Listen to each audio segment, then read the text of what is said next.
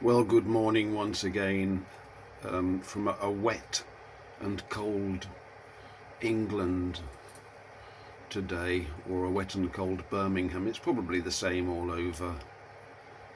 I'm fed up with this weather.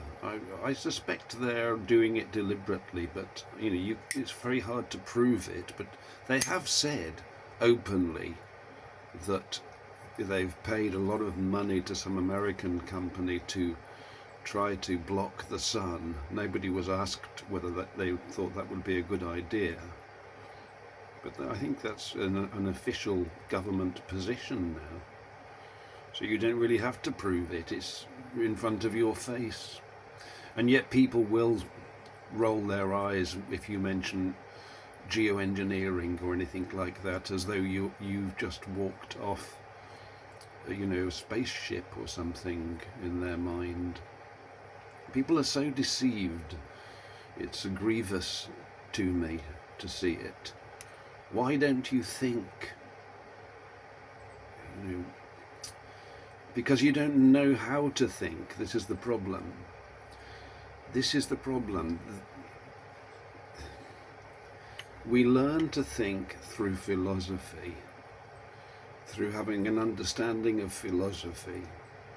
And ideally it would be the mother and father, and the father in particular, that teaches, perhaps exclusively actually, that teaches philosophy to his issue. And you don't have to teach it from a book, you can teach it by example and all the rest of it, but of course there is one book that will be helpful, but that has to be chosen by every single person. So it's slightly dangerous, I think, having religious parents. I've seen cases of it. The gentleman that I caught up at the bus stop, the preacher man who was creeping around, he was brought up in a religious family, and when I asked him about it, he just said that he'd always really been a Christian. He was brought up in the Christian tradition. I don't know whether I pressed the matter of being born again, or whether he mentioned, a lot of these people will mention that at a certain point they felt this new birth idea. But it must be difficult to separate the new man from the old man. Or it could be difficult, shall we say. It depends on how the parents conduct themselves, and the father in particular. You don't want to be teaching the Bible too much, I guess, to a child.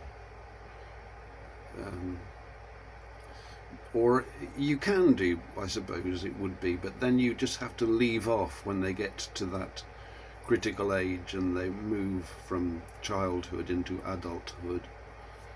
And like the what do they call, the Amish do, you just have to leave them for a few years and let them make up their own mind. Now that practice is associated with shunning, of course, so I don't really like shunning. I don't think it's a Christian thing to do. I understand why there is such a thing as shunning, but it's not, I think one is overstepping one's station to get involved in that. If we start shunning everybody that doesn't follow our faith, we'll be shunning ourselves sooner or later. So I'm not a fan of it. But I'm not in a particularly good mood. I had a very disturbing dream, a nightmare really. And when those things happen, I guess it's kind of like the devil comes and tries to upset your rest and your sleep, and put all sorts of very dark and troublesome thoughts into my mind. And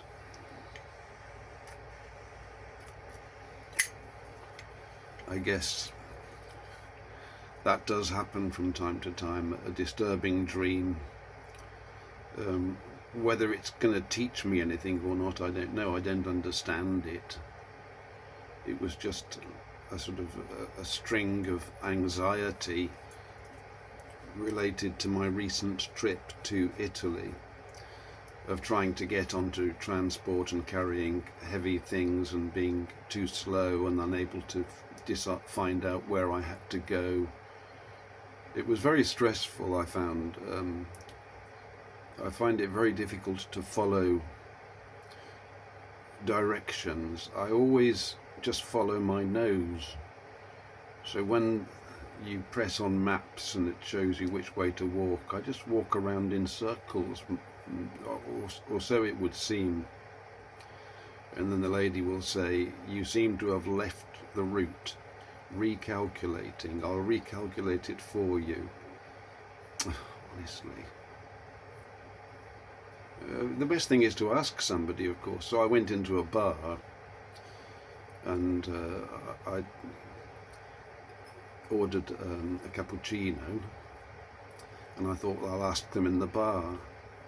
But the lady in the bar was hardly able to speak Italian. She was a Chinese lady. Lord knows where she's, I just didn't think that she would know how to answer me, so I didn't bother. Maybe that's prejudice. She was nice enough, but everybody around me seemed to be foreign.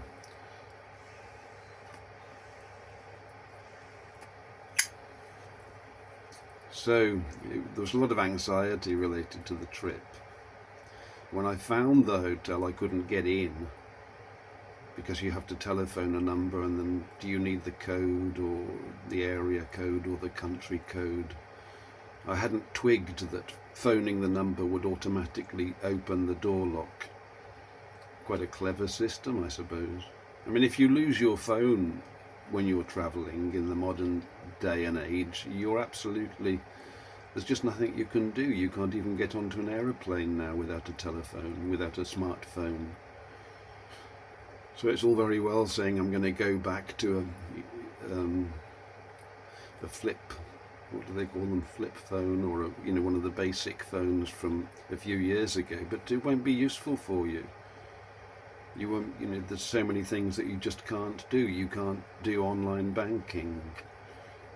You say, well, I don't want to do online banking, but there's no staff in any of the bank branches.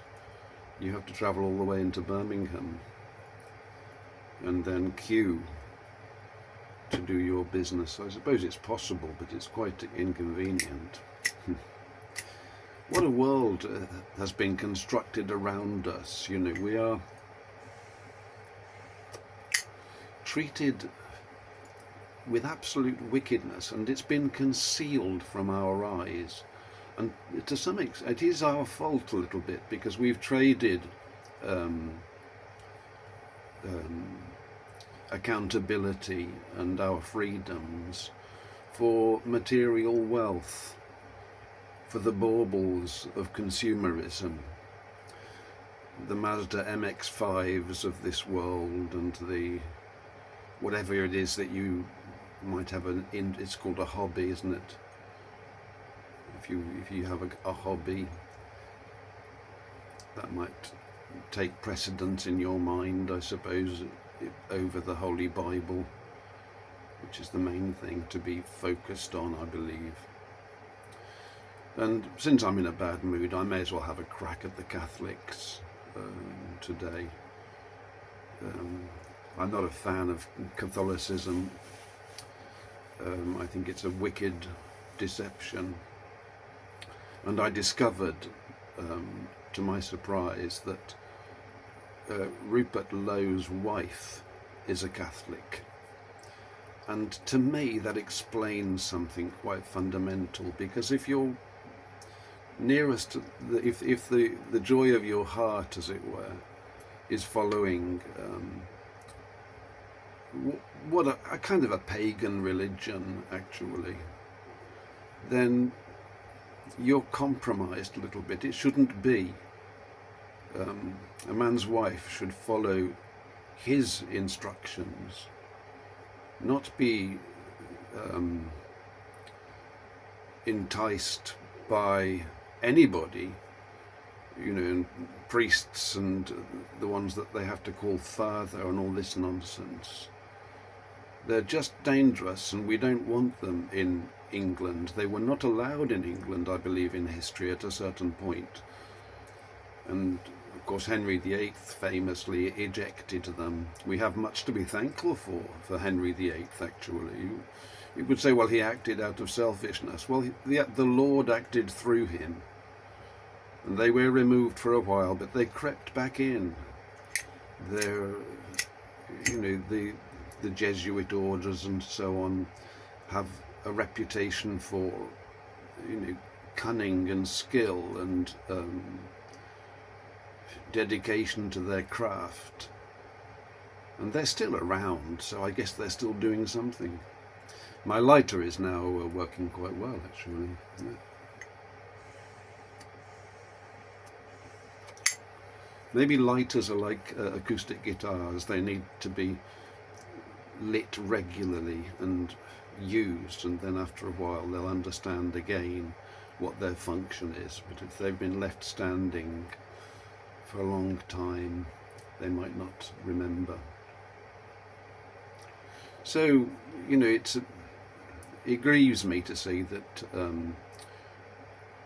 Rupert Lowe is married to a Catholic, and I pray for this lady that the truth be revealed in her heart, because Catholicism is not at all, of course, in line with Holy Scripture.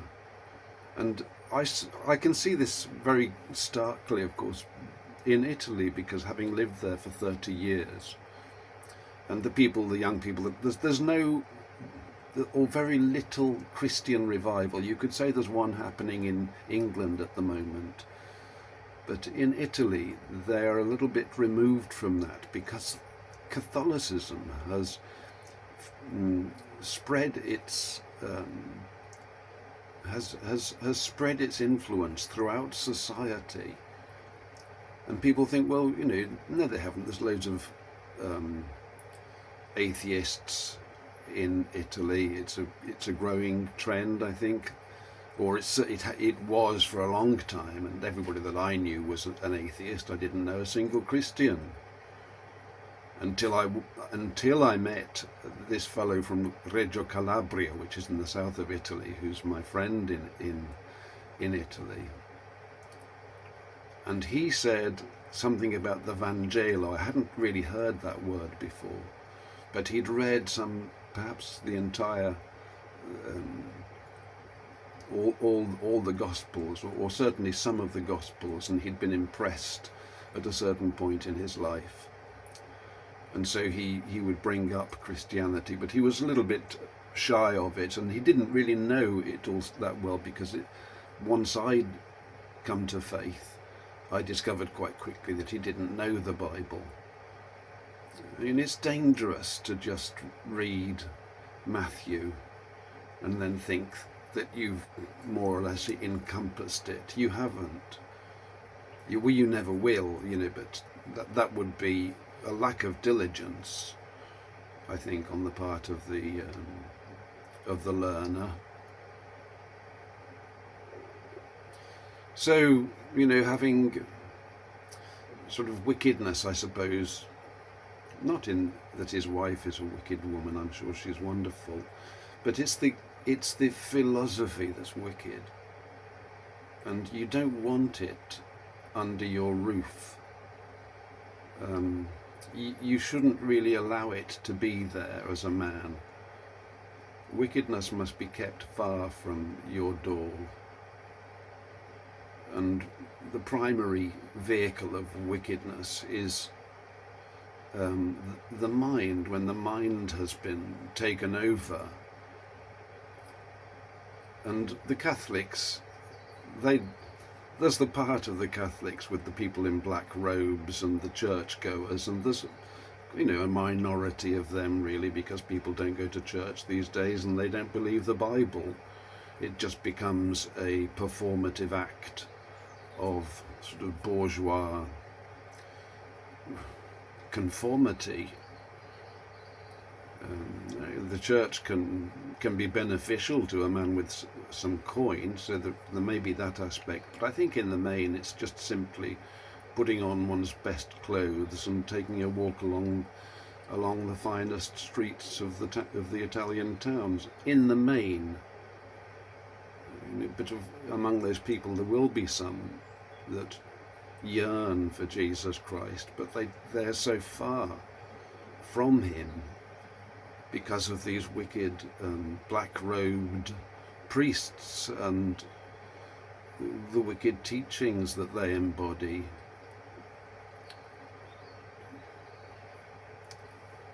I stayed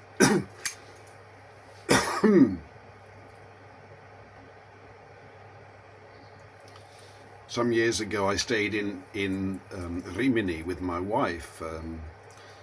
I was already living in England at the time, but we took a hotel just to have a few days by the seaside. I think it wasn't designed to be a romantic occasion at all. It was simply a question of a bit of sunshine. That's how I understood it, but perhaps my understanding is limited. And right next door to the hotel, there's like a holy shrine, a great rock about 30 feet or 40 feet high, with all sorts of Madonna statues on it and a little grotto at the bottom. And whether it probably had been constructed ad arte, but I'm not sure what its origin is. But every night, about 100 or 150 people would assemble, and there was a priest, and he would hold a service, and we just heard endless repetitions and prayers to Mother Mary in Italian, repeated identically by the entire congregation. Every night this ritual was repeated. It didn't trouble me. I mean, it's quite a colourful local thing, you could call it, couldn't you? A bit of tradition, a bit of Morris dancing. But the people who go there, they don't see it as being Morris dancing. They see it as being connection with God, and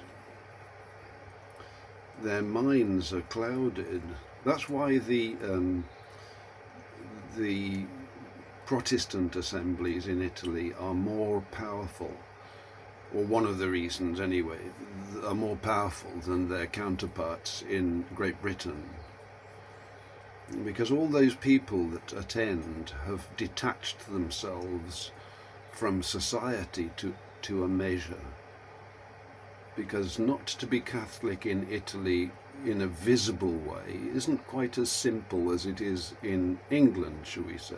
I think, probably there's more tolerance now, but you have set yourself apart, especially if you live in a mountain community, or many people have relatives in small isolated villages.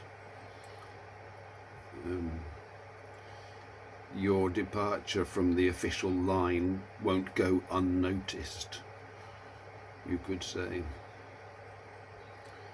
So yeah, Henry VIII, I mean, they were not allowed in this country at all, and they shouldn't be allowed. When the heathen are removed, whether it's going to be by writ or flame, I just don't know. When the heathen are removed, then the group of heathen will include the Catholic Church. I don't know whether it will include all Catholics. You can't really tell what's in a man's heart or what's in a woman's heart, and it's not my job to surmise it. But you need to come out of her, my people, and just take a clear-headed look at what you're proclaiming and read your Bible, they don't read it. They have no idea what's in the Bible, except for a few choice verses. You can choose your verses from the Bible and come up with all sorts of fantastical faiths. What a world we live in. God bless this day now.